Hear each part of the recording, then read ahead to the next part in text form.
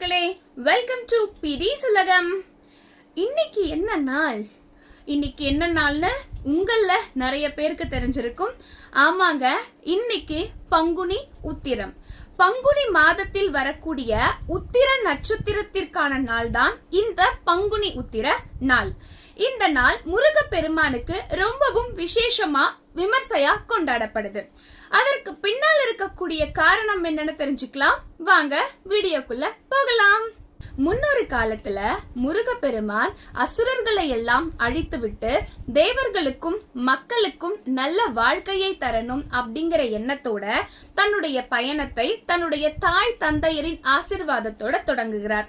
குதிரை பூட்டிய வண்டியில், அதாவது தேரில் தான் பயணம் மேற்கொள்றாரு. வாயு பகவான் தான் அந்த தேரிற்கு சாரதியாக இருக்கிறார். முருகனும் தன்னுடைய படைகளும் தயாராகுது.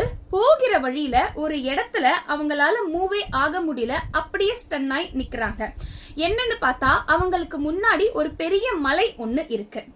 பார்த்தா அந்த மலை நிமிஷத்துக்கு நிமிஷம் இன்னும் பெருசாகிக்கிட்டே இருக்கு. அங்க இருக்கிற யாருக்குமே புரியல என்ன நடக்குது. திடீர்னு மலை வந்தது, அந்த மலை திடீர்னு பெரிதா ஆகுது, தன்னுடைய பயணத்தை தொடர முடியலையே அப்படின்னு முருகப்பெருமானும் அவருடைய படை வீரர்களும் எண்ணி கலங்கி போறாங்க.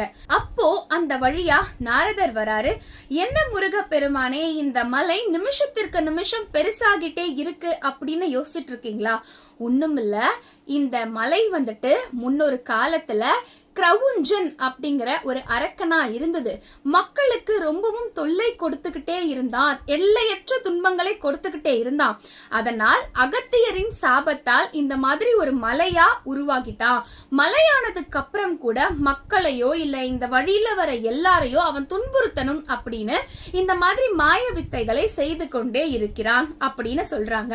அது மட்டுமல்ல, இந்த மலைக்கு இந்த கிழக்கு பக்கம் போனீங்க அப்படின்னா சில கிலோமீட்டர் தொலைவில் மாயாபுரி பட்டினம் அப்படின்னு ஒரு ஊர் இருக்கு.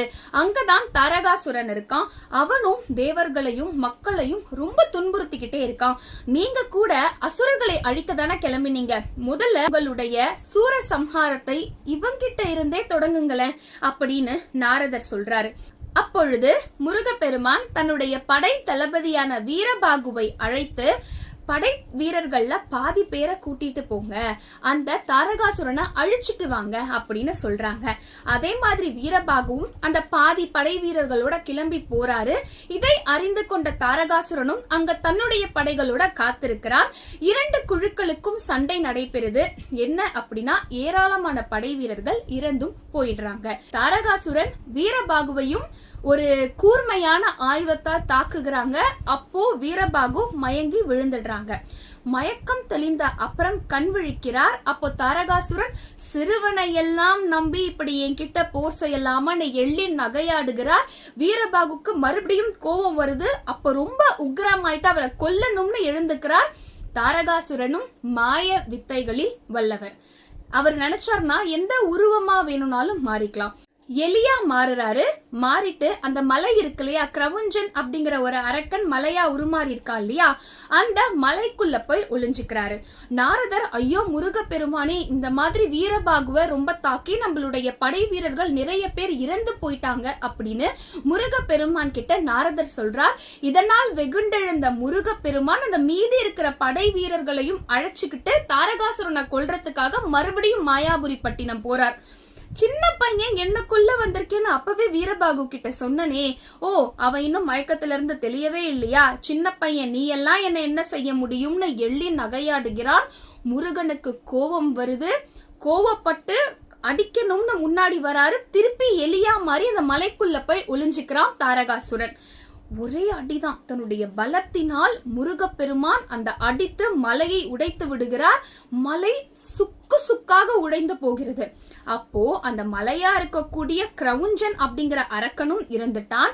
எலியாகி உள்ளே புகுந்தான் இல்லையா, அந்த தாரகாசுரனையும் முருகப்பெருமான் தன்னுடைய பலத்தினால் அழித்து விடுகிறார். அத்தனை காலம் வரைக்கும் முருகப்பெருமான் எந்த அளவுக்கு வீரம் வாய்ந்தவர் அப்படிங்கிற விஷயம் எல்லாருக்கும் தெரிந்திருந்தாலும் இந்த தாரகாசுரனின் வதத்திற்கு பிறகு தேவருலகமே அவரை தலையின் மேல் தூக்கி வைத்து கொண்டாட முதலாயிற்று. அதனால அன்றைய தினமே தெய்வானையை முருகனுக்கு திருமணமும் செய்து வைக்கிறாங்க. இன்றைய நாள் முருகன் தெய்வானை திருமணம் மட்டும் நடக்கல, பார்வதி தேவியும் சிவபெருமானை இந்த ஒரு நல்ல நாள் தான் கல்யாணம் பண்ணாங்க அப்படின்னு சொல்லப்படுது. ஆண்டாள் நாராயணரையும் இந்த ஒரு நன்னாள் தான் திருமணம் செய்தாங்க அப்படிங்கறதையும் புராணங்கள் கூறுகிறது.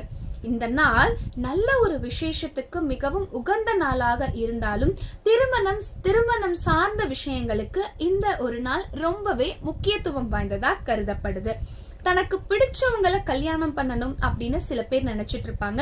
திருமணம் தள்ளி கொண்டே போகும் இல்லையா, அவங்கெல்லாம் இந்த ஒரு நன்னாள்ல விரதம் இருந்து முருகப்பெருமானை வேண்டிக் கொண்டால் முருகப்பெருமான் மட்டும் இல்லாம எல்லா தெய்வங்களும் உங்களுடைய திருமணத்திற்கு அருள் பாலிப்பாங்க அப்படின்னு கூறப்படுது. இன்றைய நாள் இனிய நாளாக அமையட்டும் மக்களே. சீக்கிரம் வேற ஒரு வீடியோல சந்திப்போம்.